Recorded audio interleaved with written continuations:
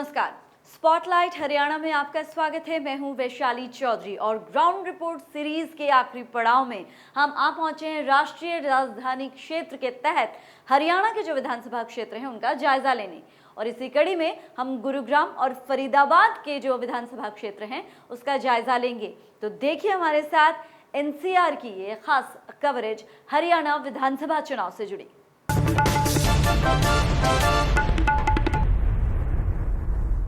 सबसे पहले हमने फरीदाबाद के तहत पड़ते बड़कल विधानसभा क्षेत्र का जायजा लिया और यकीन मानिए बड़कल विधानसभा क्षेत्र का जायजा लेते वक्त हम जहां पहुंचे वो है झील, बड़कल झील जो है वहां की क्या हालत है और वहां के लोग क्या कह रहे हैं, देखिए।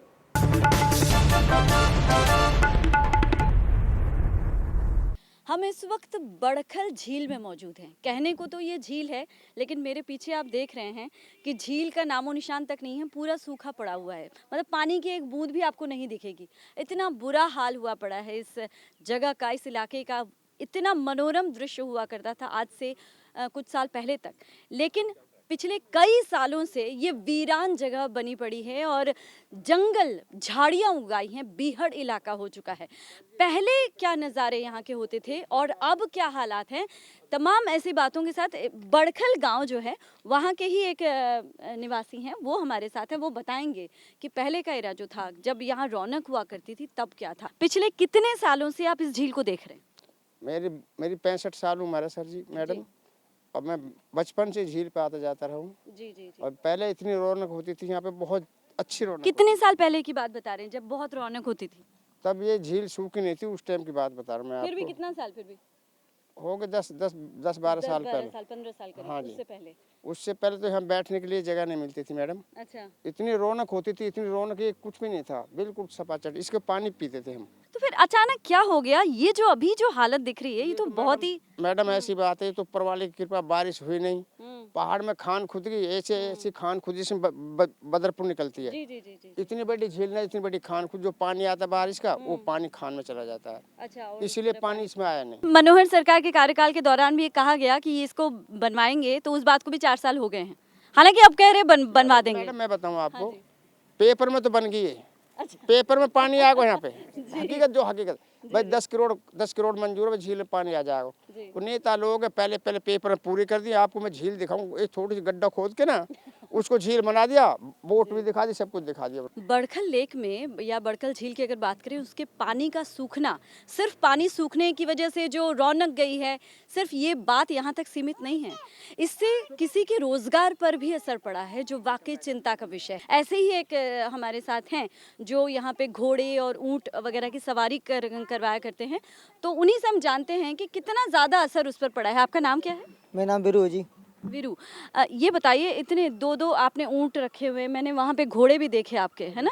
तो आप यहाँ सवारी करवाते हैं? हाँ, सवारी कराते हैं जी यहाँ पे। पहले बहुत पब्लिक आते थे, या पब्लिक आते नहीं है, कुछ यहाँ देखने के लिए है नहीं। कितने साल से आपको ये प्रॉब्लम हो रही है कि बिल्कुल भी पर्यटक नहीं आते, लोग नहीं आते? जी मैम, दिन पे दिन कम पब्लिक होते जा रहे, कुछ देखने के लिए यहाँ पे है नहीं ना। सरकार कुछ गौर नहीं करते, उसके लिए पानी आ जाए तो पब्लिक आते हैं यहाँ पे। यहाँ पे हरियाली वगैरह होते हैं, यहाँ पौधे लगाते थे, पब्लिक आते हैं यहाँ पे। यहाँ कुछ देखने के लिए यहाँ पे है नहीं जी। यहाँ कैमल राइडिंग, हॉर्स राइडिंग और कुछ। तो अब रोज कितने फिर भी लोग आ जाते हैं और कितना हो जाता है आपका इनकम? कुछ भी नहीं, सुबह से तो ऊँट पे बैठा हुआ से बोहनी भी नहीं है सुबह साथ तो। अच्छा। हाँ जी, मतलब ऑलमोस्ट 4 बज चुके हैं, अभी तक आपकी एक भी सवारी नहीं मिली? शाम के टाइम में एक आध फैमिली आ गए तो हो जाएगा दिन, तो बस चल जाएंगे घर। किसी ने आपको आश्वासन दिया है, कुछ बताया है कि नहीं जी जल्दी रोजगार मिलेगा, या आप सोच रहे हैं कि अब इसको चेंज कर लें, कुछ और करें? हाँ जी, ये बोल रहे हैं जी दोबारा पानी बढ़ कर ले, पानी भर जाएगा, दोबारा काम चालू है। यहाँ सीएम सीमत रखा मैडम बोल रहे थे यहाँ पे पानी आने का उम्मीद है, यहाँ पानी आने का कर रहे काम चालू है। और कब तक आएगा, कोई अंदाजा? हाँ जी, तो कहते हैं जी 5-6 महीने का टाइम दे रहा है, 6 महीने के अंदर पानी आ जाएगा जी। बाकी फिलहाल अभी कुछ काम दिख नहीं रहा है झील में होते हुए। विधानसभा के बारे में हम ये कहना चाहेंगे कि अभी तो वैसे कोई और कैंडिडेट ज़्यादा दिखाई नहीं दे रहे। सरकार बनेगी बीजेपी की, पर पहले की तरह वैसे नहीं बन पाएगी। अच्छा, कैसे बनेगी फिर? तो इन्होंने जो टिकटों का बंटवारा किया है उसके अंदर भी कुछ गड़बड़ है अभी। अच्छा। तो लोग बाग जैसे कह रहे हैं कि जी इसको मिलनी चाहिए, इसको नहीं मिलनी चाहिए, जिन्होंने पहले काम किया उनको नहीं मिल पाई टिकटें। इतनी गंदगी पड़ी हुई है, और सीमा तरीका से बोलो, ये एक बार आके देखे तो सही कम से कम। मतलब वोट तो ठीक है, वोट मांगे, ऐसी कोई बात नहीं है। कैसी विधायक रही हैं? हमारे लिए तो कुछ भी हो, हमारे लिए हम तो अपनी गंदगी बता रहे हैं, फरीदाबाद की गंदगी।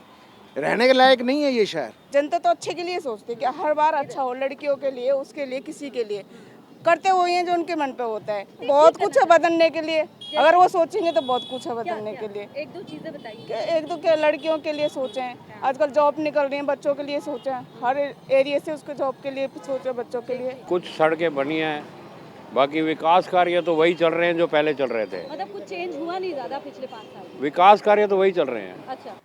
और बड़खल झील की हालत और बड़खल विधानसभा क्षेत्र से जुड़ी तमाम मुद्दों को लेकर हमने वहां के विधायक सीमा त्रिखा से भी खास बातचीत की। देखिए वो क्या कह रही हैं।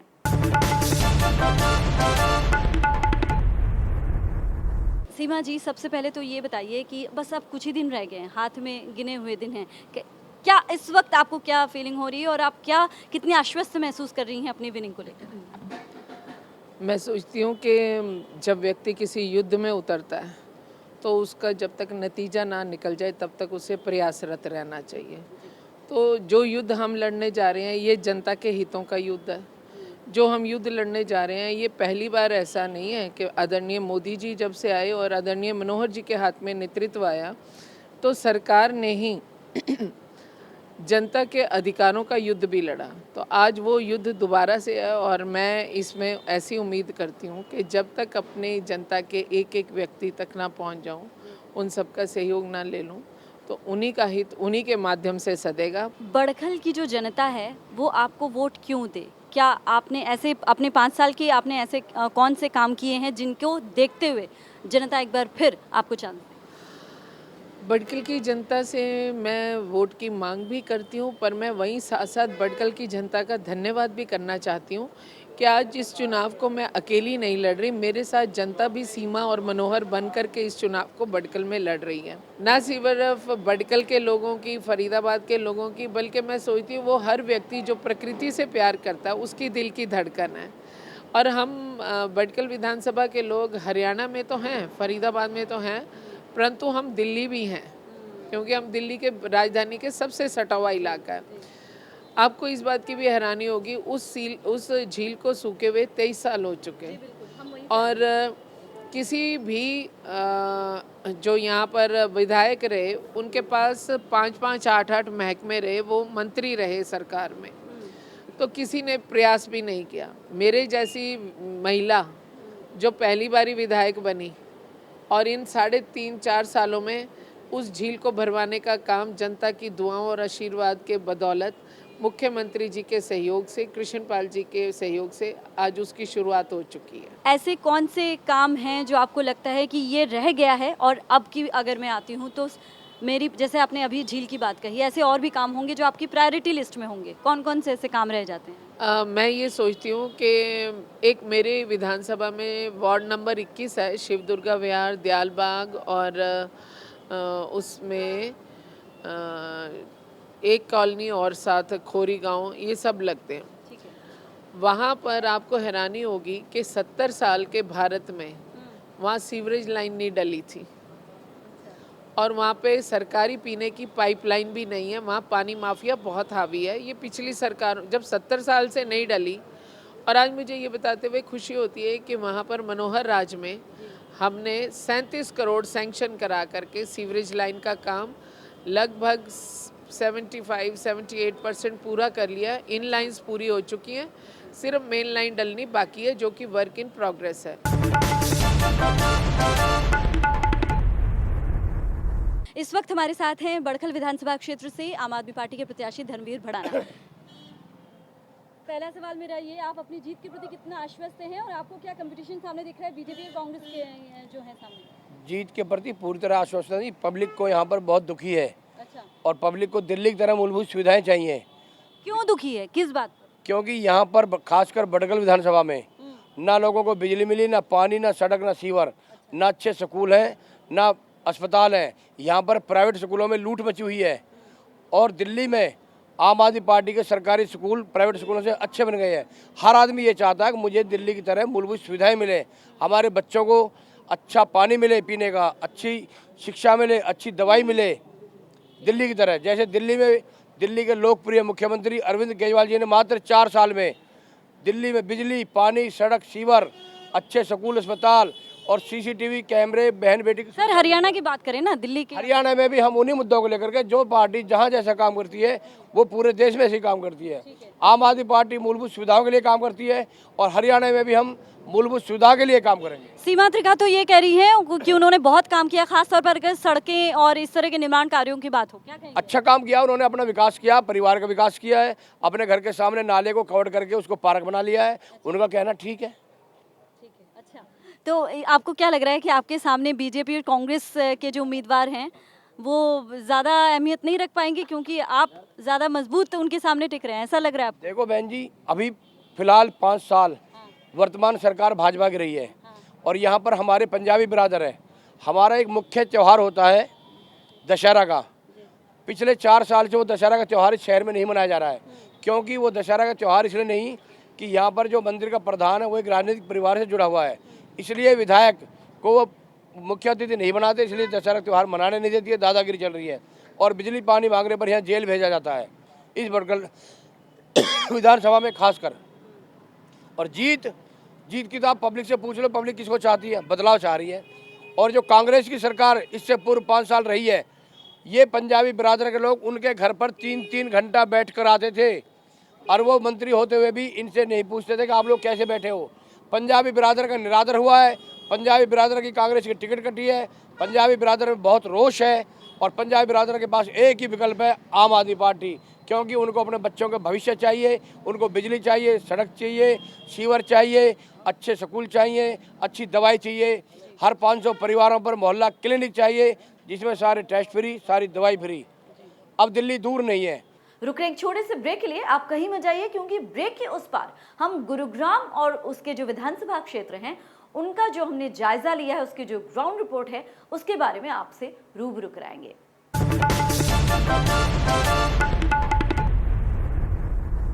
ब्रेक के बाद स्पॉटलाइट हरियाणा में आपका स्वागत है और हम आ पहुंचे हैं गुरुग्राम विधानसभा क्षेत्र का जायजा लेने और इसी कड़ी में हमने खेड़की दौला टोल प्लाजा का जायजा लिया। इस टोल प्लाजा का जायजा लेना इसलिए जरूरी था क्योंकि यहां आए दिन तनाव और मारपीट झगड़ों की खबरें आ जाती हैं। आखिर ऐसी क्या वजह है, क्यों है यहाँ पर तनाव और यहाँ के लोग क्या कह रहे हैं, आइए देखते हैं।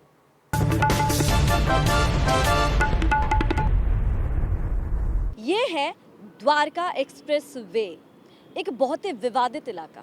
वो विवादित क्यों है मैं आपको बताऊं। ये देखिए आप मेरे पीछे ये खेड़की दौला टोल प्लाजा देख रहे हैं जहां पर आए दिन हंगामा, आए दिन मारपीट, विरोध, पुलिस बल का प्रयोग, ये वो तमाम खबरें आप देखते ही रहते हैं, होती रहती हैं।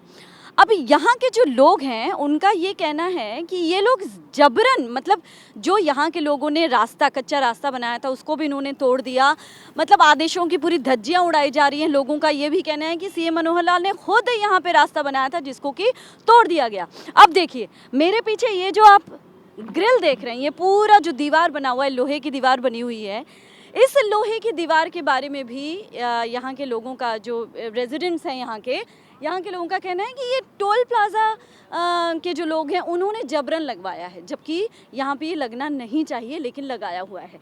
क्या मुद्दे हैं, आखिर इतनी परेशानी इनको क्यों हो रही है और क्यों नहीं इनकी बातें मानी जा रही है। आप एनसीआर के अंदर है, राष्ट्रीय राजधानी क्षेत्र के अंदर, शहर के बीचों बीच इस तरह की धांधली और इस तरह का जो झमेला है, लोगों की परेशानी है वो क्यों हो रही है और इसका हल क्या है? क्या आगे इनकी सुनवाई होगी और अगर कोई समस्या है तो उसका किस तरह से हल निकाला जा सकता है? कुछ यहाँ के जो रेजिडेंट्स हैं वो हमारे साथ हैं, हम उनसे बात करें। पहले हम इस पूरे मामले को समझेंगे कि आखिर मसला क्या है। सबसे पहले आपसे शुरू करूँगी। ये हम आए दिन खबरों में भी लगा रहे हैं, कभी झगड़े हो रहे हैं तो कभी मारपीट हो रही है, कभी रेजिडेंट्स के साथ पुलिस बल का प्रयोग, तमाम चीज़ें सुनते रहते हैं। मसला क्या है? मसला तो रोड है कि रोड द्वारका एक्सप्रेसवे को एनएच से कनेक्ट होना चाहिए था और इसको आपस में क्या इनका रोड एनएच और इनका स्टेट के साथ में क्या लफड़ा है वो पाल करके रोड को ब्लॉक किया हुआ है। ठीक है। रोड हमेशा होता है पब्लिक के कन्वीनियंस के लिए, उसके लिए पेमेंट पब्लिक से ली जाती है और उसको ब्लॉक करने का राइट किसी और को होता है। So that should not happen. मेरा तो ये समझ। देखिए एक बार मैं आपको पूरी चीज़ बताऊंगा। ये द्वारका एक्सप्रेसवे है। द्वारका एक्सप्रेसवे को एनएच 8 से जोड़ने के लिए यहाँ पे एक वॉल हुआ करती थी। सीएम खट्टर साहब यहाँ पे है, उन्होंने वॉल को हटा दिया। टोल कर्मी दिल्ली हाई कोर्ट से स्टे लेके आए, जबकि ये टोल हरियाणा के अंडर आता है। दिल्ली हाई कोर्ट से स्टे कैसे आया नहीं पता। 650 करोड़ की लागत का टोल था, 1350 करोड़ ये लोग ले चुके हैं और इसके ऊपर PIL भी हम लोग दायर करने वाले हैं। उसके बाद हम लोगों को यहाँ से एक रेवेन्यू रास्ता दिया गया था, क्योंकि यहाँ पे 5000 फैमिली रहती है। हाँ जी, जो आप देख रहे हैं टोल वालों ने सारा का सारा तोड़ दिया है। हम यहाँ पे 5000 फैमिली रहते हैं, तो लगभग 1 लाख लोग इस रोड को यूज़ करते थे। अब हमें अगर 2 किलोमीटर भी जाना पड़ता है, एक कार को 130 रुपये अप एंड डाउन के देने पड़ते हैं। यानी अगर मैं कैलकुलेशन करूँ तो हर परिवार के ऊपर 9 से 10 हज़ार रुपये पर मंथ का बोझ आ गया है टोल के लिए। यहाँ पे और कोई जाने का रास्ता नहीं है। रात को 1 तारीख की रात को JCB लगा के सारा का सारा खोद दिया गया। मन मर्जी से प्रशासन ने हमारा कोई सपोर्ट नहीं करा। 2 तारीख को गांधी जयंती पे हमने यहाँ पे शांतिपूर्वक प्रदर्शन करा। उसके बाद हमारे ऊपर बल प्रयोग कर गया और हमारे 7 से 8 लोगों के ऊपर FIR दर्ज कर दी गई और बाकी लोगों को भी धरपकड़ चालू है। आप शहर के बीच में आपने टोल बनाया हुआ है, हमें आने जाने में एक कोने से दूसरे कोने में जाने में परेशानी होती है, तो ये सुनने को तैयार नहीं है। अगर आप थोड़ा सा एटीट्यूड में या थोड़ा अपना राइट्स के लिए बोलेंगे तो हो सकता है आपके नाम की FIR भी करा देंगे। सबसे पहला तो गवर्नमेंट को इमीडिएटली वो 7 लोगों के खिलाफ जो FIR है उसको रद्द कर देनी चाहिए और 58 लोगों के कार के नंबर्स लिए गए हैं। हाँ जी, पुलिस और उन लोगों को ढूंढ रही है, तो ये सारी कार्रवाई बंद करनी चाहिए, क्योंकि ये सब आम लोग हैं जो नौकरी पेशा लोग हैं, रोज़ ऑफिस में जाते हैं वापस आते हैं और अपने हक के लिए अगर ये लोग एक दिन 2 घंटे के लिए रास्ते पे आ भी गए तो इसके लिए क्या इतनी बड़ी कार्रवाई करेगी गवर्नमेंट? ये जो टोल माफिया है ये हमारे प्रदेश के मुख्यमंत्री से भी बड़ा है। अगर देश शहर के हमारे मुख्यमंत्री साहब की भी बात का मानना हो रही है तो इनका कद कितना बड़ा है ये देखा जा सकता है। 1 लाख आदमी, मुख्यमंत्री साहब किसी की नहीं चल रही, सिर्फ टोल की चल रही है, यहाँ के लोगों की चल रही है। NHI का रूल है कि अगर 3 मिनट गाड़ी खड़ी रहती है तो उससे टोल नहीं लिया जा सकता, टोल फ्री है। लेकिन आप यहाँ शाम को आइए, यहाँ आधा 1-1 घंटे का जाम लगता है, किसी की भी गाड़ी फ्री नहीं की जाती है, सबसे पैसा चार्ज किया जाता है। अगर हम इनको ये बात कहते हैं तो यहाँ पे इनके बाउंसर्स हैं, वो धमकाते हैं, बदतमीजी करते हैं लेडीज़ के साथ और हम लोगों को परेशानी होती है। जी जी जी, अब मैं थोड़ा सा ही दिखाऊं आपको जो उस दिन हुआ था, जिसकी बात ये कर रहे हैं। यहाँ पे एक रास्ता बनाया गया था, कच्चा रास्ता, ताकि ये जो रोज़ ये लोग फेस कर रहे हैं उससे इनको निजात मिल सके। लेकिन रातों रात, जैसे कि ये लोग कह रहे हैं कि रातों रात इस सड़क को तोड़ दिया गया या फिर से रास्ता बंद कर दिया गया, वो इसी झमेले से बचने के लिए बनाया गया था। यानी आप इसको इस तरह से समझिए कि अगर हम दिन में रोज़ 2 बार या 3 बार आना जाना कर रहे हैं तो एवरी टाइम हमें कितना देना पड़ता है? एक बार का कितना देना पड़ता है?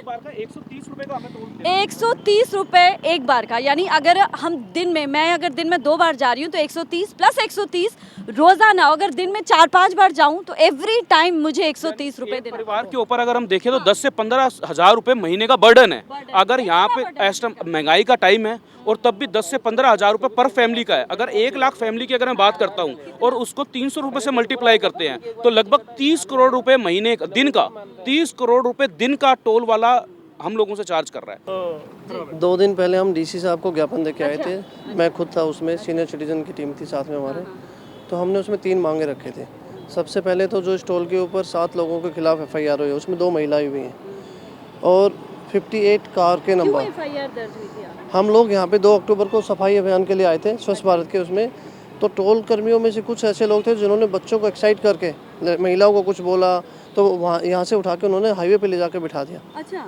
और लगभग यहाँ पे 1000 से 1500 लोग थे। 10 साल के बच्चे जब आए, उनका काम रोड हाईवे थोड़ी रोकना है, हैंडीकैप थे।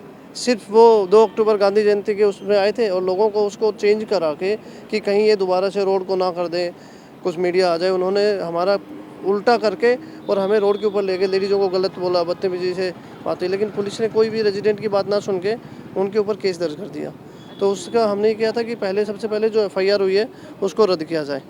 दूसरा ये था कि जो हमारा ये मोटरेबल रोड बना था, ये रोड जो बना था हर रेजिडेंट से 11 रुपये का चंदा लेके बनाया था, किसी इंडिविजुअल ने नहीं बनाया।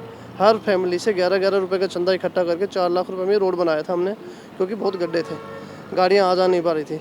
उस रोड को टिकट अनाउंसमेंट, जैसे विधानसभा की टिकट अनाउंसमेंट हुई थी गुड़गांव बादशाहपुर, उसके दूसरे दिन रात को पुलिस प्रशासन खड़ा होके टोल कंपनी की JCB के साथ आके उसको तुड़वा दिया। क्या पुलिस की जिम्मेदारी ये है कि रोड आएगी? वो रोड तुड़वाना पुलिस का काम नहीं है, तो हमने उनको दिया था। तीसरा था कि जब सभी गाँवों को अगर आपने फ्री किया हुआ है तो उसी गाँव के हम मेंबर हैं, तो हमारा फ्री क्यों नहीं है? अगर ये तीनों मांगे हमारी नहीं मानी गई 15 तारीख तक, तो न्यू गुड़गांव पूरा वोट का बहिष्कार कर रहा है। खेड़की दौला टोल प्लाजा के बाद हमने रुख किया केएमपी एक्सप्रेस वे का। और यकीन मानिए उस केएमपी एक्सप्रेस वे की हालत देखकर हम दंग रह गए, क्योंकि कुछ ही महीने पहले जिस एक्सप्रेस वे का प्रधानमंत्री नरेंद्र मोदी ने उद्घाटन किया हो, उस एक्सप्रेस वे की सड़कों की हालत देखकर आप हैरान रह जाएंगे। यकीन नहीं होता?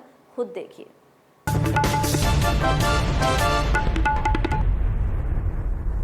हम इस वक्त केएमपी एक्सप्रेस हाईवे में खड़े हैं और कुछ ही महीने पहले जो हाईवे बना है, जो सड़कें बनी हैं, उस सड़कों की हकीकत देखिए आप। जगह जगह इसी तरह के पैचेस आपको मिलेंगे पूरे रास्ते में। कहीं पर ठीक है तो कहीं पर ऐसी हालत है, और जिसकी वजह से उबड़ खाबड़ होने की वजह से आए दिन यहाँ पे हादसे हो रहे हैं और आए दिन यहाँ पे कुछ ना कुछ तकलीफ़ें यहाँ के जो राहगीर हैं उनको झेलनी पड़ती हैं। यहाँ से जो लोग आना जाना कर रहे हैं, हमने उनसे जब बात की तो उनका ये कहना था रोज़ हादसे हो रहे हैं, रोज़ाना उन्हें तकलीफ होती है, लेकिन यहाँ सुनने वाला कोई नहीं है। शिकायत करो तो सुनवाई नहीं होती। रोड टूटा हुआ है सारा। हाँ। और इसको कोई बना भी नहीं रहा है। बना भी रहा है। शिकायत करते हैं? हाँ, शिकायत करते हैं, कई बार बोला है जी। ये टर्न सर सही नहीं बना हुआ है। अच्छा। ये गाड़ी मुड़ने में हमें बहुत परेशानी होती है, आप देख रहे हैं। हाँ, ये टर्न सही नहीं बना हुआ है। अच्छा, शिकायत की है आप लोगों ने? शिकायत हम लोगों किससे करेंगे? आप अभी आए तो आपको बता रहे हैं, और यहाँ कौन आता, किससे शिकायत करें? हम यहाँ के कॉन्ट्रैक्टर हैं, हम राज कंस्ट्रक्शन से हैं। मेरा नाम उमेश शर्मा है। एक साल से हमने 19 नवंबर को प्रधानमंत्री जी मोदी जी ने इनका उद्घाटन किया था, और ये 4 महीने पहले ही इसका उद्घाटन हो गया था। जो तय समय था फरवरी 2019 था। हमने 19 नवंबर 2018 को सभी ने मिलके 60 कॉन्ट्रैक्टर हैं इसका उद्घाटन करवा दिया था। और ये जो कंसेशनर है कंपनी है, एसएल ग्रुप है, डॉक्टर सुभाष चंद्रा जी जो राज्यसभा सांसद है और जो जी न्यूज़ के मालिक हैं, उन्होंने ये रोड बनाया हुआ है बीओटी रोड पे। और उन्होंने हमारे को पिछले एक साल से पैसा नहीं दिया है। अच्छा। हाँ, सभी कॉन्ट्रैक्टर दुखी हैं। जो अभी कुंडली 7 नंबर टोल नहीं मिले हैं अभी हमारे को, बहुत सब परेशान है। सबकी हालत इतनी ख़राब है, 210 करोड़ रुपए हमारे रुके हुए हैं। और इसी के साथ फिलहाल स्पॉटलाइट हरियाणा में इतना ही, और इसके बाद हम इलेक्शन के नतीजों पर बात करेंगे अगले हफ्ते। तो बने रहिए हमारे साथ।